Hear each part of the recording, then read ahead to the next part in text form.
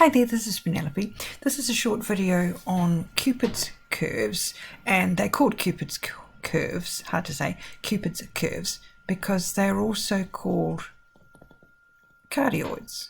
So there's the link with the heart.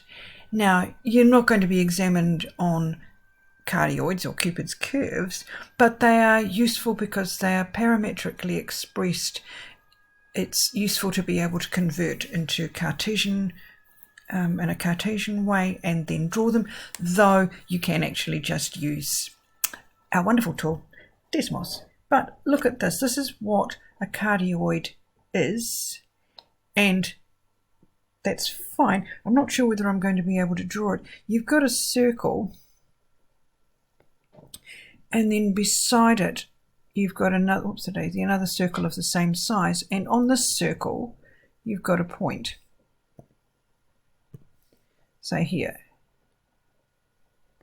and then this right hand circle moves around but not moving off the first circle, so you get this shape as this point goes round, and then it comes back, oops, it's not quite right, but it comes back into there. Now they can be expressed parametrically, and parametrically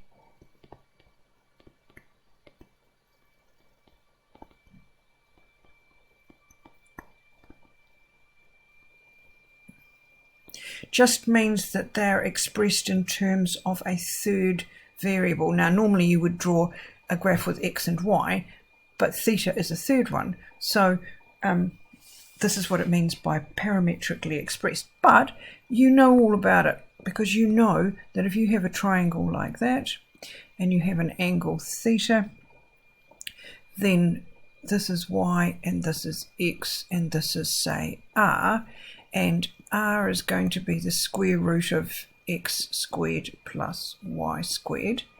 And in particular, for the one that we're looking at there, we can see that cos theta is equal to x over r as a standard trig ratio.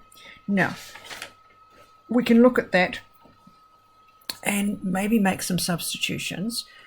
Take it easy, take little baby steps. Okay, we've got fractions on the right hand side. It might make sense to add those fractions.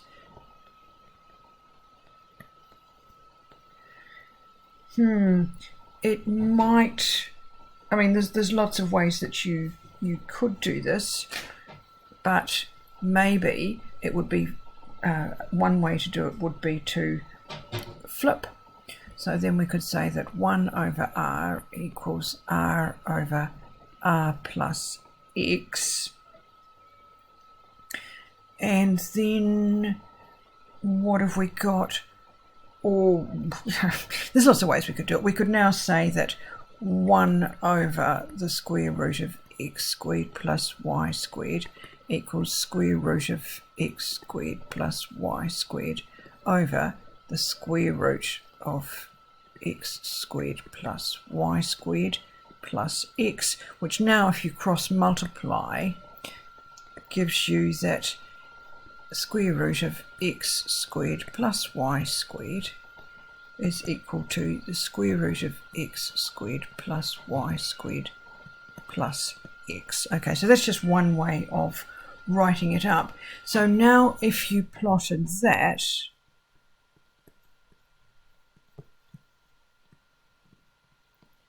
then you can plot it in terms of x and y, or you could just go straight to Desmos if you happen to have it and have a computer handy and write it in as it was originally. And what you're relying on then is that Desmos is converting it from a parametrically expressed function to a Cartesian function.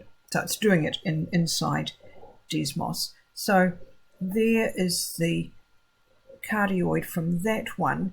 If we had r equals 1 minus cos theta, it would have been that way.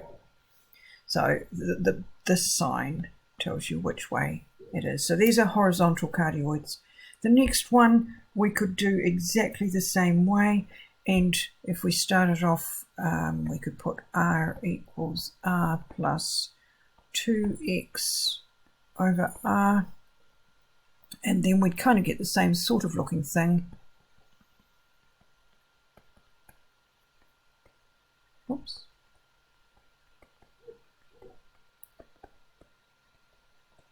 Again, that's in terms of Cartesian variables.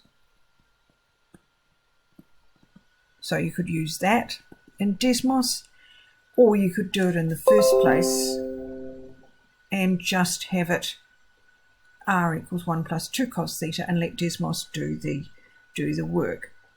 Here it is. It's got a little kink in the middle this time. You can see on the thumbnail that the 1 plus cos theta didn't, but 1 plus 2 cos theta has a little kink in the middle.